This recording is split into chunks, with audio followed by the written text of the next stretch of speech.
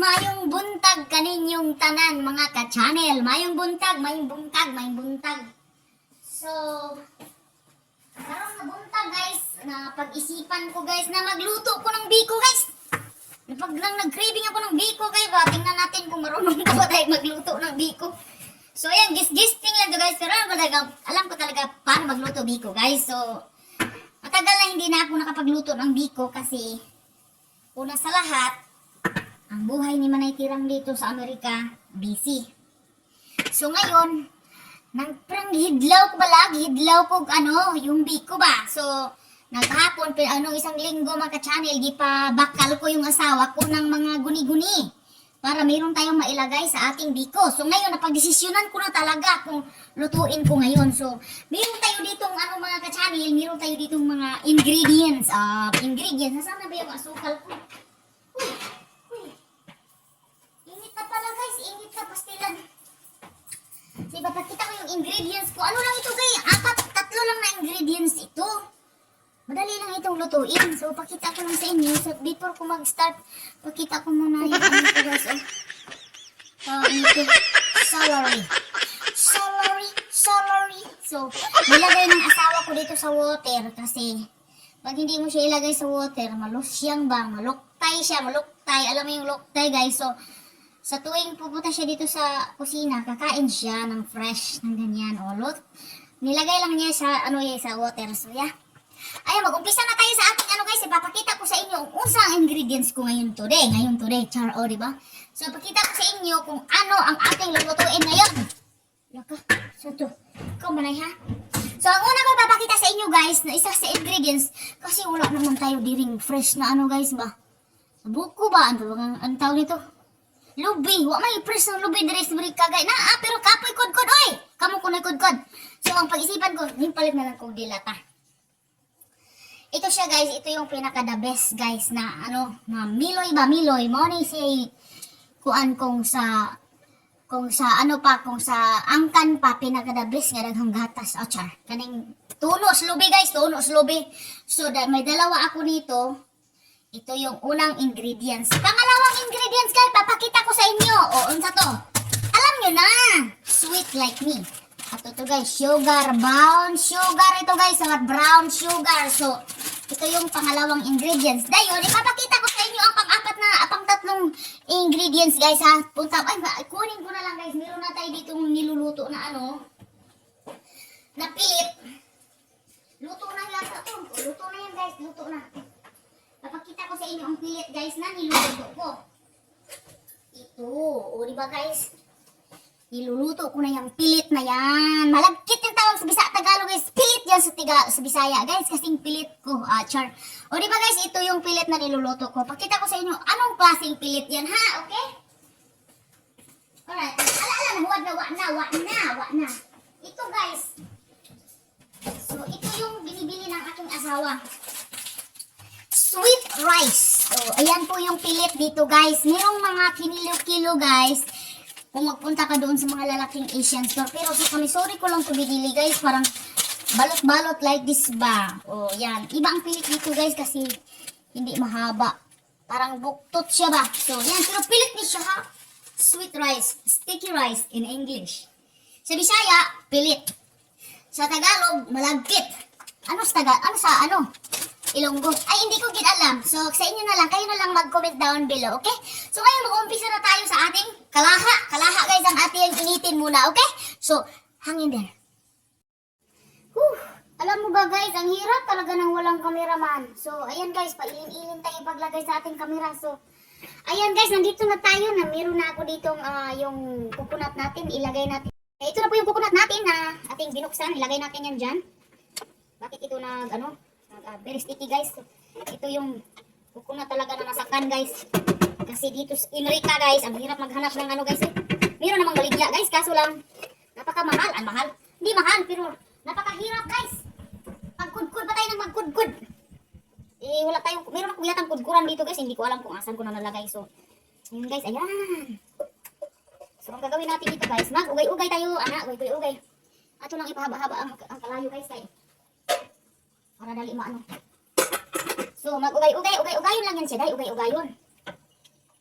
Yan. Tapos, lagyan na lang natin ng sugar. Para magsabay na siya ng mag-melt ba. O, diba guys?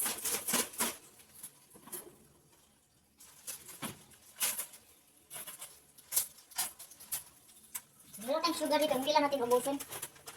Kasi baka diabetic tayo, chat. Siguro mga half lang mo. Yan. Half lang yata guys. May diabetic konti. Yun. Ngayon ko lang ako nakapag-biko uli guys. Para may maibaon tayo sa ating trabaho.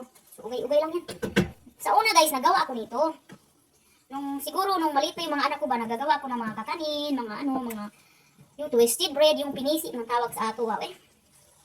Tapos nilubid man yata yung sa Tagalog. Hindi ko alam guys, kayo na lang bahala. So yan ang ginagawa ko dati guys, nag-stay home pa si Manay Tirang, nag-atiman sa mga bata. Kasi gagmay pa yung mga bata ko nung unang panahon, char. So yan, nagawa-gawa ako ng mga kakanin, mga ice candy, ibibinta ko rin. O diba? Talagang masipag si Manay Tirang. Dito sa Amerika guys, pag masipag ka, hindi ka magutom, pero hindi ka masipag guys. Gutom ang labas mo. O diba? Hindi lang tayo ang tawag nito, magsalig sa atong bana ba? Kaya itong bana, dagang kayong mga bills. Uy! Hindi ko sa inyo na lang ng bills. Uy, kaya kuha lang ako. Maghanap ako ng aking sariling kwarta ba? Kaya may mga sarili tang kwarta. Uy, kaya dito magsalig sa itong bana. Uy! So, marunong ako maghanap ng pira. Like, magluto-luto, bibinta ko rin sa kanila, tapos magmanicure. O, yan ang racket ni Manay Tirang sa una guys. Sa ngayon, may trabaho ako guys, full time ako guys. So, hindi na talaga ako makapagluto-luto. Minsan, hindi ko na mapuntahan ng mga customer ko guys. Kasi si Manay Tirang busy na talaga guys. Hindi ko na talaga ma-occupied lahat ba. Sabi ako sa sarili ko, 2 pa lang yung katawan ko. I'm rich, char. Just kidding lang guys ha. Sige guys, ipapikita ko sa inyo mamaya kung ano yung resulta ha. Kaya marang daghan-daghan nag-time ba oh. Ayun guys, nabukal-bukal na siya guys, nabukal-bukal na siya. Kung yan na ako nilagay niya kung pilit guys, kung mag-ano na siya guys, kung mag-ano na ba, sticky na talaga ba. So yan. Karon pa dito ko nakalutuin ani ko siya guys kasi busy talaga ang buhay ni Manay Tirang guys. Oy, minsan guys, wala, katulad ng isang linggo guys, isang linggo kami walang pasok, may pinuntahan dito kami. So ayan, hindi tayo makapag-relax. Kasi busy ang linya ni Manay Tirang. Pero at least nakapag-decide na tayo ng magluto kayo ang araw na ito. Mamaya guys, hindi ko ito ma-appreciate kung anong lamig nito. Kaya guys, busog si Manay Tirang. Ma-appreciate mo talaga ang mga pagkain guys. Pag gutom ka. Pero pag busog ka guys na, saka mo na ma-appreciate ang lahat kung gutom ka guys. Kahit yung hindi mo gustong kakainin, ma-appreciate mo rin na gutom ka. O diba, ganyan lang yung buhay. So magbiko tayo. Tawag namin dito sa Bisaya guys, biko. Hindi ko alam ang Tagalog dito. Malagkit yata ito sa Tagalog, malagkit na, matamis na malagkit. Ang sarap, ano ba? Kumit na namin, lubi. Guys, habang nagluluto si Manay Tirang ng biko, naglalaba din ako guys para dublika ang ating buhay. So naglalaba din tayo, tapos ilagay natin sa dryer. Para isang ano lang guys ba, isang trabaho lang. Habang busy ka sa kusina, busy din tayo sa laundry. Kasi pag hindi, yung laundry ko guys, sus, ang bilis dumami. Parang araw-araw, minuto-minuto bihis nito mga anak ko. Laundry doon, laundry dito, kasama ng asawa ko, pastilan, dolor. Ayan, mga maliliit na mga socks guys. So, habang pinainit pa natin yung ating latik, magda-dryer muna tayo dito. Para magsabay ang ating gawain tapos. O diba? Ayan. Dryer tayo dito. Ayan. Napakataas nitong dryer ko guys. Ayun. Ayan guys dyan. So punta tayo. Balik tayo sa ating latik. Ito ko sa inyong latik. Latik na siya guys. See? Lapit na pero pwede pa natin laputin to guys para talaga mag-stick ang ating sticky rice. Itasan ko.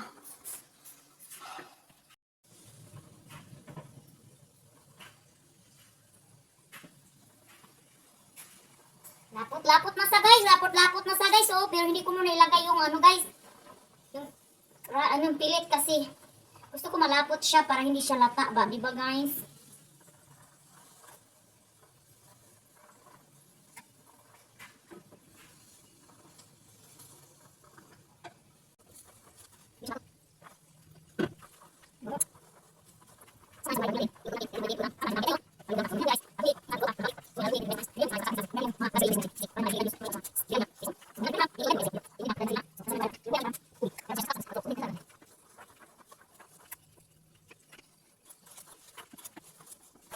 Guys, murag nilatik na jud siya pag ayo guys. So ato ana siyang ilagay ang atong kuan guys, kan atong pilit. So atong i-try na siya og butang iri-iri para maluto na ang ating pilit. So meron tayong pilit dito guys. Pilit. Yan ang pilit. So, ato ang tabunan kay, kay init. So, ang atong umuunan guys, ilagay na to ana. Ato alam siyang pahinayan kay basig mapagords. Pahinayan natin basig mapagords. So, kana guys. Lami kayo. Lami kayo. Oh, pag luto kayo, lami kayo. Ana, ay kasi kanyo. So, ilagay na natin yung dyan. Tapos atong lugay-lugayon guys. Atong lugay-lugayon kay aron ma-insakto dito ang pag ano ba. Mga sweetness, o diba? Ayan, lugay-lugayon na yan. Yan na ang biko guys. Oh, still lang dali na lutuon guys. Usay magkachamba tag luto ng indot. Usay di po depende sa ato ang kuan. Mood ba mood. So, ayan. Tapos na itong gamay. Dagang ng sabaw guys, pero okay lang. Lami man sa rin, bahira man yun niya, diba? Dagang sabaw guys, gamay lang akong pilit. Okay lang guys, okay lang na kayo. Ayan. Lugay pa more. Dati guys, ako kung bulmahon guys, dati guys, ilagay sa dahon sa saging. Parang gata itong pagkaluto ko guys. Kasi naparamihan ko yung ano. Tubig, gata. Pero okay lang guys, makain lang naman ito.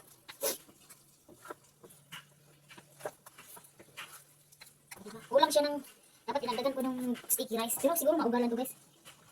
Tuyo lang yan. Yan. O, diba? Okay kayo.